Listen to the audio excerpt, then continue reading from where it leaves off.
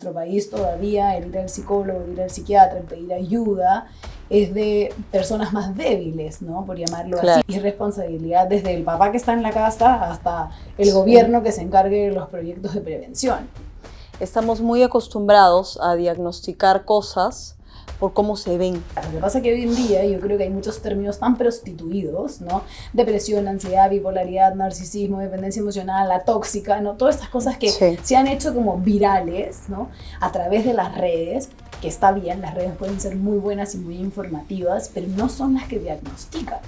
Entonces, hoy un trastorno narcisista es súper común y escuchado, y esto en realidad no es tan sencillo de diagnosticar, ¿no? O una crisis de ansiedad. Todos sentimos ansiedad, sentimos miedo, sentimos tristeza en algún momento de nuestra vida, pero no todos llegamos a un trastorno. Que nos juega en contra del hecho de hoy estar cada vez más informados, pero guiarnos de personas referentes y no acudir a los especialistas. Pero me tiene harta que cuando alguien diga cómo se siente, sea minimizado. Me tiene harta que si alguien tiene la valentía de expresar sus emociones, sea visto como raro o como débil.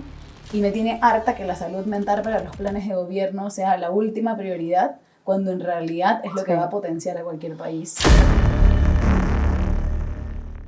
Bienvenidos a una edición más de Me Tienen Harta, y hoy vamos a hablar de un tema que a mí en lo particular la perspectiva de cómo abordamos este tema me tiene harta, ¿no?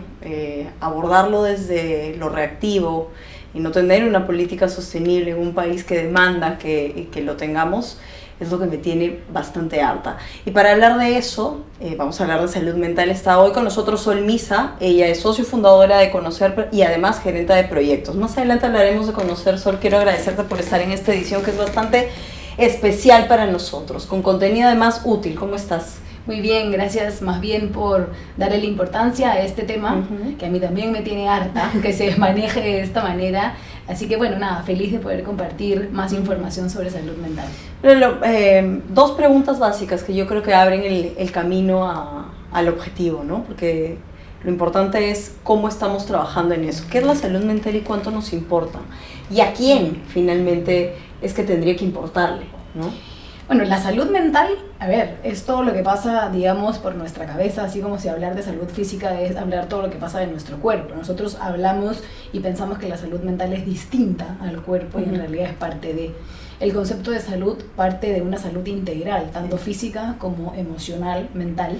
Sin embargo, creo que muchas veces no le damos la importancia desde nosotros o desde escuchar nuestros síntomas, y esto viene desde un tema cultural, ¿no? En nuestro país todavía el ir al psicólogo, el ir al psiquiatra, el pedir ayuda es de personas más débiles, ¿no? Por llamarlo así. Entonces la salud mental no es reconocida como una necesidad, sino como una debilidad, una carencia.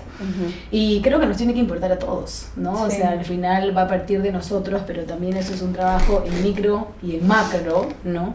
Y es responsabilidad desde el papá que está en la casa hasta el gobierno que se encargue de los proyectos de prevención. Es una chamba constante de cada uno de nosotros. Pero lo que sí puedo decir es que no hay salud sin salud mental. Y esto de abordarlo de manera integral es súper importante. Y aquí quiero tomar un poco y meterme un poco en el día a día, ¿no? Porque estamos muy acostumbrados a diagnosticar cosas por cómo se ven, ¿no? ¿Tú vas a terapia? Ay, pero ¿por qué vas? Si tienes todo para, ¿no? Un cliché, tienes todo para ser feliz. ¿En serio tú tienes ansiedad? Así se ve la depresión. Entonces... Eres ansiosa de verdad, si pareces tan tranquila. Claro, ¿no? ¿Por qué? Y ese es un primer error para abordar la situación como tal. Lo que pasa es que, a ver, cuando al estar más comunicados a nivel mundo, digámoslo así, tenemos más acceso a información. Entonces nos autodiagnosticamos, automedicamos y autocensuramos también, ¿no? Un diagnóstico tiene desde muchas aristas, o sea, hay que ver el tiempo de la enfermedad, hay que ver los síntomas de la enfermedad, hay que ver desde la evolución de la enfermedad. O sea, no es tan fácil diagnosticar. Lo que pasa es que hoy en día yo creo que hay muchos términos tan prostituidos, ¿no? Depresión, ansiedad, bipolaridad, narcisismo, dependencia emocional, la tóxica, ¿no? Todas estas cosas que se han hecho como virales, ¿no? A través de las redes, que está bien, las redes pueden ser muy buenas y muy informativas, pero no son las que diagnostican.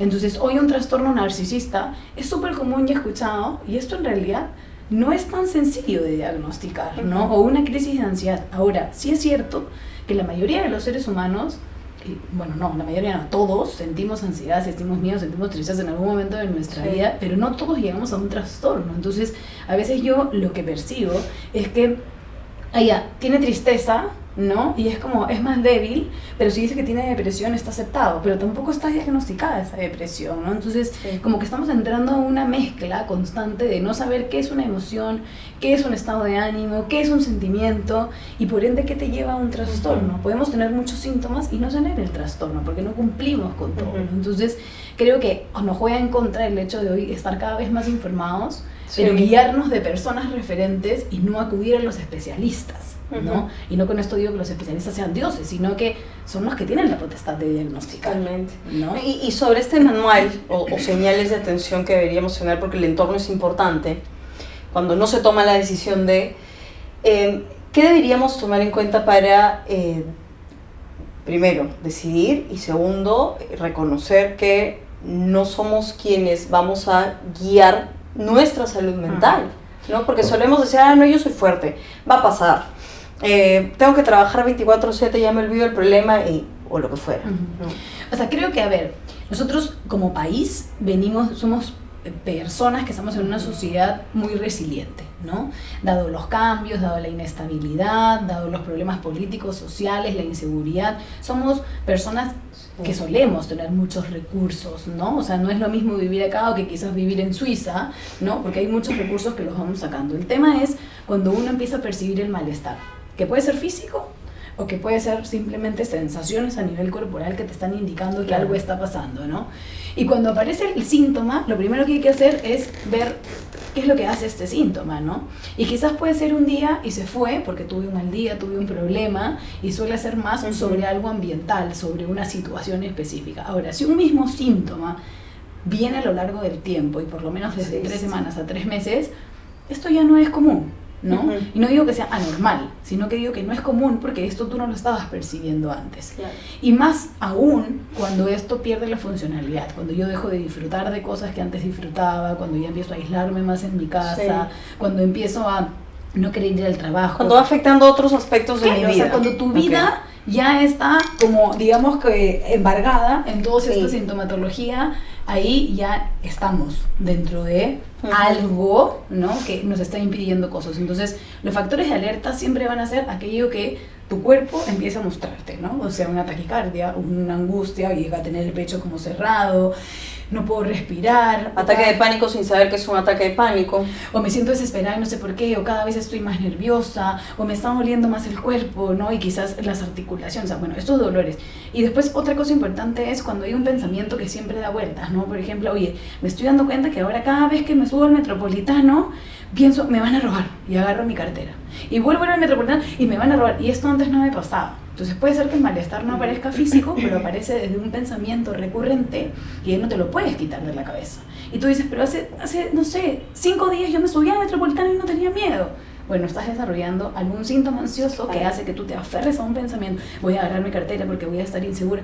Y eso también empieza a ser. Entonces siempre hay que ver la sintomatología física, los pensamientos recurrentes y quizás las reacciones que puedo tener. Puedo estar más agresivo, puedo llorar con más frecuencia, no quiero ver a nadie, me quedo encerrado en mi cuarto, tengo más hambre, más sueño, menos sueño. Entonces, todos estos indicadores me van a decir algo está pasando, ¿no? Atiéndelo. Y hay quienes no se permiten estos malestares, ¿no? O hay quienes dicen, bueno, no, en mi lista de prioridades, ¿no? Porque todo también se ajusta a tener un presupuesto y a ir organizando la vida a diario, no me puedo dar el lujo de ir a un especialista que me va a costar tanto mensualmente porque tengo otro gasto que hacer. Así que veré cómo yo resuelvo esto de momento. ¿Qué tan difícil es el acceso a un buen diagnóstico, a un tratamiento? Porque la gente lo va pateando y pateando porque siente que no tienen la posibilidad de hacerlo. O sea, creo que en nuestro país hoy en día acceder a buenos especialistas suele ser difícil, no porque sea caro necesariamente, sino porque las listas de espera son muy grandes, ¿no? O sea, tú vas a un hospital psiquiátrico que tiene el área de psicología, el área de psiquiatría. 2 meses consulta. Y 2 meses consulta y la continuidad no la puedes percibir, por lo cual los tratamientos se vuelven más difíciles. sí creo que hemos avanzado, o sea, y a pesar de que podemos ver que hasta que no es un país que le da la mayor importancia, hemos avanzado. O sea, esto hace 15 años era impensado percibir, ¿no? Que había programas de prevención, o que en los colegios te hablaban de salud mental, o que hay una educación sexual que va a ayudar a la salud mental. O sea, esto no estaba. Entonces, yo creo que estamos avanzando. El tema es que definitivamente necesitamos más soporte, pero yo lo indicaría más como a lo macro, ¿no? O sea, necesitamos más campañas de prevención, más campañas informativas, más inteligencia emocional, ¿no? Claro. O sea, decirle a las personas que las emociones para qué sirven, cuál es la parte de pérdida y de ganancia de una emoción equilibrada, que sentir es normal, o sea, entonces la gente como no tiene eso a la mano, no lo pone como prioridad. Y a ver, yo entiendo, una familia que va a priorizar la alimentación versus la psicología, es lógico que tienen que comer, necesidades básicas cubiertas. Lo que sí creo es que hoy las empresas tienen apoyo, ¿no? Hoy los ministerios, también algunos tienen apoyos. Existe una línea para prevención, por ejemplo, de suicidio, de conductas de riesgo, de depresión. Existen también los seguros, ¿no? Medianamente privados, o las EPS también, o las postas, que también tienen programas de responsabilidad psicológica, en que hay un especialista que por lo menos que te escuche. O sea, ya con eso le damos la apertura. Entonces, y quizás no tengas que pagarlo, lo que pasa es que a veces no queremos buscarlo tampoco, ¿no? Pero sí en Perú existen programas de Demuna, programas de municipalidades, de postas, donde hay la idea de poder ir y recurrir a un especialista de salud mental, ¿no? Tú decías, ¿no? Hay que validar las emociones. Ahora en las últimas 2 semanas por lo menos estamos hablando de emociones hasta en memes, ¿no? Esta película Intensamente 2 ha hecho que todos, ¿no? Recordemos la importancia de, no sé qué, ayer justo le decía a una amiga, ¿cuándo sacarán Intensamente 3 para seguir hablando exactamente de lo mismo, ¿no? Pero en validar las emociones hay responsabilidad también, ¿no? De cómo hemos ido avanzando, y aquí hay varios factores, ¿no? El familiar es uno, la sociedad como tal. ¿Qué hace falta en educarnos en ese sentido? Yo creo que lo primero que hay que educar a la persona, ¿no? Y creo que a nosotros nos cuesta, los adultos tenemos la responsabilidad sobre los niños, ¿no? Lo primero que tenemos que enseñarle a los niños es a conocerse, ¿no? Y de hecho, esto, por eso nace conocer, porque es el conocimiento del ser, ¿no? El autoconocimiento es básico para pedir ayuda. O sea, si yo no sé dónde me duele, qué necesito, qué me gustaría, cuáles son mis intereses, yo no puedo pedir ayuda. Pero la responsabilidad es del adulto, porque nosotros como adultos lo que hacemos la mayoría de veces es como, ya no pasa nada, ¿no? O sea, minimizar lo que al niño le está pasando, no ponerlo en un lugar importante en la familia, no es como ya tú no tienes derecho, tú no lo hagas así, o pensar que la violencia, por ejemplo, va a corregir esa sintomatología. Entonces, si a un niño le duele, es como, y si te duele te voy a pegar más, o no, o estás censurado por llorar. Entonces, yo creo que lo primero que tenemos que hacer es enseñarle al niño a conocer qué le está pasando, y que el adulto sepa que la expresión del dolor es la forma de comunicación, ¿no? Y también el adulto empezar a reconocer qué es lo que me está pasando, qué siento, qué me duele, qué tengo miedo, ¿no? Porque yo creo que hoy en día todos vivimos como más reactivos desde el miedo. Tengo miedo a que me roben, a quedarme sin chamba, ¿no? Sí. A que no haya para el micro, a no subirme, a no llegar temprano, a que a mi hija le pase algo, a caminar en la noche sola. Entonces vivimos tal desde el miedo que siempre estamos como en la defensiva. No te quiero escuchar, no me hables, no me digas. Sí. Entonces creo que lo primero es ver, oye, ¿qué realmente me está pasando? O sea, ¿por qué le tengo miedo? ¿Por qué quiero vivir tan rápido? Como parar a pensar simplemente. Eso ya es un concepto de salud mental, el escucharte. ¿Qué me pasó? ¿No? Y no le tenés que invertir ni un sol ni nada. ¿Cómo te fue hoy día en el colegio? ¿No? ¿Qué hiciste? ¿Con quién jugaste? Mientras que estás en la mesa, mientras que estás cocinando, mientras que estás lavando la ropa. O sea, no tiene que sentarse el psicólogo a preguntar. Y esto es un concepto que se ha perdido, ¿no? O sea, la comunicación en casa. Entonces yo creo que desde ahí sí podemos empezar como a normalizar todo lo que puede estar pasando. Primer concepto, hablar, ¿no? Sesgamos un montón de cosas también, ¿no? Entonces el poder empezar a expresar va a ayudar un montón. Sí, tú decías, hemos avanzado y las redes tienen que ser utilizadas para hablar en positivo de esto, ¿no? Yo a veces siento desesperanza, ¿no? Con mi consumo de noticias, siendo parte de un noticiero, me genera desesperanza, ¿no? Me genera desesperanza. Se golpean dentro del colegio, fuera del colegio, ¿no? El bullying está cada vez peor. La mató porque no quería retomar una relación con ella. lo acuchilló porque creía que tenía una relación. O sea, estamos todo el tiempo, ¿no?, con la violencia como herramienta para solucionar, y cada vez somos más intolerantes a cualquier tipo de estímulo, ¿no? Frente a esa situación, ¿cómo avanzamos, ¿no? O cómo intentamos no volvernos mucho más cavernícolas de lo que parece que está ocurriendo, ¿no? Siento que estamos involucionando como especie. Lo que pasa es que creo que esto es lo que hablábamos, ¿no? O sea, siempre hay una defensa, ¿no? Yo voy a hablar de nuestra sociedad porque es la que definitivamente conozco, y obviamente, pero la violencia viene a nivel macro, ¿no? O sea, a nivel mundo. Yo creo que en Perú lo que pasa es que no tenemos la capacidad de expresar lo que realmente queremos, lo que realmente nos está pasando. Somos muy juzgados si es que lo expresamos. Si es que hablamos de minorías, somos minimizados, ¿no? Entonces, siempre hay como un prejuicio de quién eres, cómo hablas, qué dices, de dónde vienes, ¿no? Entonces, claro, eso estandariza tanto, o sea, y sesga tanto la comunicación que no podemos como decir nada.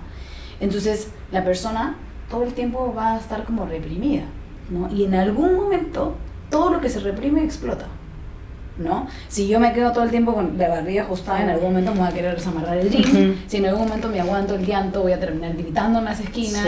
Si nunca te pude decir te quiero, voy a vivir con una culpa horrible el día que alguien se muera. Entonces vivimos en una sociedad que está reprimida, ¿no? Que solamente obedece, que baja la cabeza, que no dice lo que piensa. Entonces yo creo que hay tanta frustración que al final eso se traduce a violencia, y creo que lo importante es poder decir ¿por qué no estamos pudiendo decir qué nos pasa? ¿No? Y no, esto no tiene que ser un medio de comunicación, esto puede ser a mi mamá, a mi tío, a mi primo, un amigo, un hermano, el psicólogo del colegio. Los psicólogos hoy tienen que tener ese rol, digamos, ¿no? Entonces, estamos como siempre con la panza llena, ¿no? O sea, y explotando. Entonces, la violencia es una reacción de algo que no está pudiendo ser manejado. Sí. Y lamentablemente tenemos una creencia súper fuerte que es amor serrano en Perú, ¿no? Sí. O sea, a más te pego, más te quiero. Entonces, validamos los celos, validamos el golpe, validamos el maltrato, como, bueno, ya, es que me quiere tanto que así me corrige, o me quiere tanto que así me retiene. Y es como, no señores, o sea, esto no es una parte de amor saludable, ni de papá a hijo, ni de hijo a abuelo, o sea, ni de pareja. O sea, la violencia no es parte del amor, ¿no? Y la otra parte que yo creo que no respetamos cómo es el otro. El otro puede ser diferente, el otro puede tener otra forma de pensar, el otro puede ser de otra clase socioeconómica, otro color de piel, y como que tratamos como de imponer, ¿viste? Entonces yo siento que a veces nos chancamos y no tiene por qué ser así. O sea, ¿qué le importa la vida del otro? ¿No? Pero como, no, todo tiene que ser de una forma. Entonces no estamos pudiendo expresar y no estamos pudiendo respetar lo que el otro expresa. Y al final queremos imponer y eso se convierte en violencia, ¿no? Sí. Violencia en un clic en redes sociales, violencia en el tráfico, violencia en todos lados, ¿no? En todos lados. Ya ni qué decir con lo que vamos a vivir en el 2026 con las elecciones, pero eso no es un tema para Sol, pero ahí está también la violencia. Igual me tiene harta. Sí, claro. Igual. ¿Cuáles son los trastornos que han ido en incremento, crees tú, en los últimos años? Bueno, hemos tenido, evidentemente después de pandemia, ¿no?, exponenciales las cifras. Yo creo que igual van a decirme que estoy mal, pero yo creo que la pandemia ha sido para la salud mental una oportunidad para mejorar. Las personas han normalizado más el sentirse mal, el pedir ayuda, el decir cómo se sienten, con que no están a gusto. O sea, a mí la pandemia, creo que nunca trabajé tanto como en la pandemia, porque la gente percibía que no tenía los recursos para, o sea, oye, ya no depende de mí, entonces, oye, ¿qué hago? Algo tengo que hacer para buscar bienestar. Entonces, y definitivamente lo que más ha potenciado son los trastornos del ánimo, los ansioso-depresivos, ¿no? O sea, toda esta parte de ataques de pánico, ansiedad generalizada, las fobias, los trastornos obsesivos compulsivos también. Y yo creo que la dependencia emocional ha empezado como a salir a flote después de cierto encierro muchas personas se dieron cuenta de no puedo vivir así, no puedo vivir sin esta persona, no puedo vivir sin esta sustancia. Y se ha potenciado mucho toda la parte de trastornos de conducta alimentaria y trastornos en realidad con adicciones, ¿no? Porque el encierro lo que hizo fue consumir. Claro. O sea, necesitábamos placer por algún lado, ¿no? Entonces han potenciado esto y la gente se ha dado cuenta que no se sentía igual que antes, ¿no? Han sido como el flash, ¿no? Más fuerte. ¿Las cifras de suicidio se han disparado también? Sí, se han disparado, y yo creo que también eso en sociedades más industrializadas que cuanto más crecen las sociedades a nivel económico, empieza a desarticularse más, ¿no? Eso quiere decir que las personas se vuelven más individualistas, más consumistas, hay mayor información, pero también hay mayor cansancio, menos ganas de ver gente porque corporalmente no puedes, ¿no? Entonces como que empiezan a haber cierto fragmento, o sea, se empieza a fragmentar la sociedad de una forma, y cuando la ciudad empiezan a ser potencias, al haber tanta necesidad de materialismo también, el ser humano se empieza a aislar de por sí, ¿no? Y empieza como a sentir que no está siendo importante para nadie, que no está validado, que no está yendo a una empresa, el trabajo virtual puede ayudar un montón, pero también aísla, ¿no? Entonces, y mucha gente está viviendo duelos también tardíos, ¿no? Después de pandemia, entonces recién están empezando a manifestarse y eso hace que sí, que hayan aumentado. Pero yo creo que lo que más determina hoy los índices de suicidio es la soledad en la que estamos viviendo, ¿no? El reto diario sin duda es cómo encontramos equilibrio, ¿no? ¿Qué hacer, Sol? ¿Cuál es la guía para intentar encontrar equilibrio entre lo que hacemos, entre lo que queremos ser, entre las preocupaciones del día a día, entre tener un proyecto a mediano plazo? Esta es una pregunta linda, porque yo creo que todos nos las hacemos. Y parto de la base de que muchas veces nos cuestionamos si estamos mal o bien por todo lo que vemos, ¿no? Insisto con el tema de las redes porque es hoy lo que nos mandan mucho las creencias, ¿no? El cómo tengo que vivir, cómo tengo que ser, cómo tengo que sentir, cómo me tengo que vestir, a quién tengo que seguir, quién me tiene que gustar, ¿no? Y es todo desde lo externo. Cuando en consulta nosotros hablamos, ¿no? En el centro vemos adolescentes y adultos jóvenes que quizás son los que están más influenciados por las redes. Lo primero que le preguntamos es ¿y por qué tienes ese estándar? ¿No? O sea, ¿y por qué quieres eso? O sea, ¿qué te hace pensar? No, lo que pasa es que he visto en tal lugar, o TikTok me dijo no sé qué, o sigo a tal persona. Entonces siempre hay una guía externa. Y yo creo que lo que está pasando, y que eso lo conversamos siempre en consulta, es que no nos preguntamos realmente qué queremos, ¿no? Oye, ¿qué quiero para mi vida? ¿Qué me gusta? ¿No? ¿Qué me moviliza? ¿Con qué soñaba yo de niña? O sea, ¿a qué jugaba? ¿No? ¿Con quién conversaba? ¿Qué le hubiera gustado quizás a mi familia hacer como negocio y no lo pudimos hacer? Entonces, como este cuestionamiento no lo estamos teniendo porque simplemente estamos siguiendo patrones, al final hacemos muchas veces cosas que no queremos y nos llevan a una sensación de infelicidad. Entonces, partir de la base que todo no lo vamos a poder lograr. O sea, esto de, oye, todo lo puedo porque yo quiero y todo lo voy a poder, es un poco como, ¿no? O sea, irreal. Es, voy a poder ir avanzando a medida que tenga la posibilidad de hacerlo. Y otro punto importante es que nada de lo externo me determina. Hoy te determina todo lo externo, ¿no? El pelo que tengo, la ropa que me pongo, la imagen corporal, los likes que me ponen, el comentario de fulanito, la pareja que me coge de la mano, la foto del matrimonio. Todo me determina desde lo externo, desde la superficialidad. Ok, si no existiera una sociedad, ¿qué realmente me importaría? No, o sea, ese tipo de cosas que no estamos cuestionándolo hace que uno no pueda tener equilibrio porque es todo desde la exigencia, desde lo que debo ser, lo que la sociedad me dice, lo que mis papás quieren, lo que mi esposo me dice, y yo. Entonces, por más de que estamos siendo una sociedad mucho más individualista, no estamos pudiendo percibir cuál es la necesidad que realmente tenemos de manera individual. Es contradictorio, ¿no? Pero sí creo que viene un poco más desde escuchar qué es lo que a mí me hubiera gustado en algún momento. Y si mis papás no me lo hubieran dado, no me lo pudieron dar, ¿qué me hubiera gustado a mí para el futuro? ¿No? O sea, esto no está cuestionado, es como que hay que seguir un patrón y nos automatizamos, ¿no?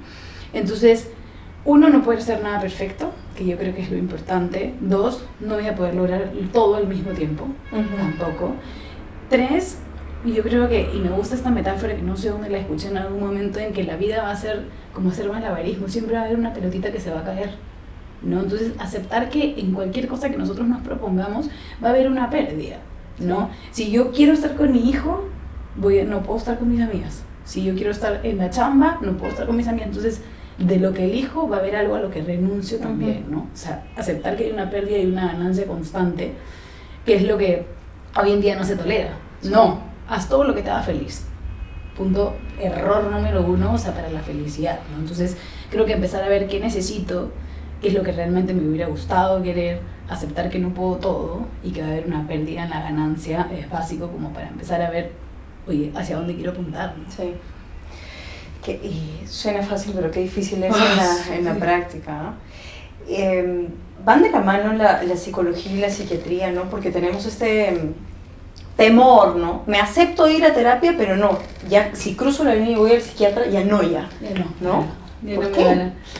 Lo que pasa es que la psiquiatría está como muy censurada, ¿no? O sea, pensamos que en realidad los psiquiatras atienden solamente a los locos, a los que necesitan internamiento. Y a ver, o sea, hoy así tengamos un diagnóstico, hoy la medicina ha avanzado tanto que uno puede ser recontrafuncional con un diagnóstico psiquiátrico igual. Y ahora, la psiquiatría es una rama de la medicina. Por lo cual es como que tú me digas, oye, tengo un problema de memoria, no voy a ir al neurólogo, o me rompí el pie, no voy a ir al traumatólogo, ¿no? Entonces, es una rama de la medicina, que me quiere decir que hay que atenderlo, ¿no? Hay algo que me está pasando que hay que atenderlo. Entonces, no es verdad que la psiquiatría es para los locos, no es verdad que tengan que estar muy mal de la cabeza para poder atenderlo, que solo con un diagnóstico, no. Simplemente puede ser un malestar emocional y ser atendido también como parte.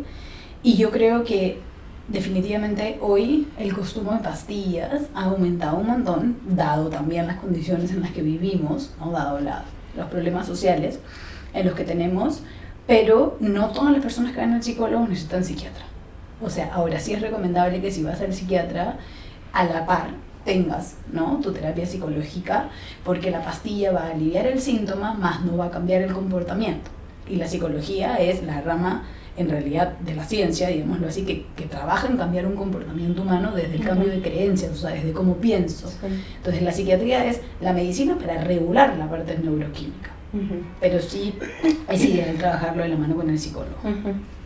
Sol, para ir ya un poquito cerrando, ¿no?, esta conversación que pretende proponer, que pretende darte no solo una guía, ¿no?, tal vez ese empujón que has estado esperando durante un montón de tiempo para decidir y tomar acción frente al malestar que uno pueda sentir.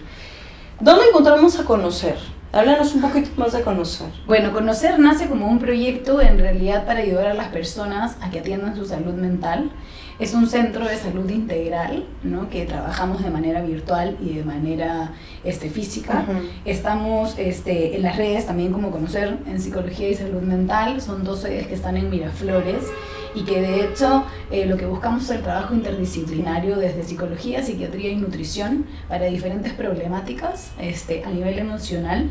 Y que siempre pensamos un poquito también en poder ayudar a aquellas personas que quizás no tienen cómo llegar, no a un medio, o personas que no saben dónde recurrir, a hacer un trabajo en equipo. Ahí está Conocer. Y la verdad es que nació desde la inquietud de poder ayudar a la población peruana y a la población peruana que migra también, a poder tener un referente para su salud mental y poder acompañarlos en procesos dolorosos, en procesos de cambio, ¿no? Bueno, y la pregunta de cajón, Sol, ¿qué te tiene harta de la salud mental en este país? Me tienen harta muchas cosas, pero me tiene harta que cuando alguien diga cómo se siente sea minimizado. Me tiene harta que si alguien tiene la valentía de expresar sus emociones sea visto como raro o como débil, y me tiene harta que la salud mental para los planes de gobierno sea la última prioridad, cuando en realidad es lo que va a potenciar a cualquier país. Porque es de cómo pensamos, actuamos y sentimos. Totalmente, ¿no? Somos la fuerza productiva de este país y hay que estar al 100%. Te quiero agradecer, Sol, hablar de estos temas. Seguramente, si usted va a cliquear ahí, síganos en todas las redes sociales. Lo importante de esto es que usted comparta. Si a alguien le sirve lo que hemos conversado hoy, que lo puedan debatir en el grupo de amigos, roten como siempre este video. Quiero agradecerles, dejen como siempre los comentarios y gracias a Sol por haber estado con nosotros. Sigan a Conocer en las redes sociales, ¿verdad? Y a Sol Luisa también en redes sociales. También, si quieren. Es más importante Conocer, que en realidad va a llegar y tiene programas para las personas que necesiten o que están pasando por un momento complicado. El acompañamiento está por ahí. Buenazo. Gracias a Sol por haber estado en este episodio de Me Tienen Harta.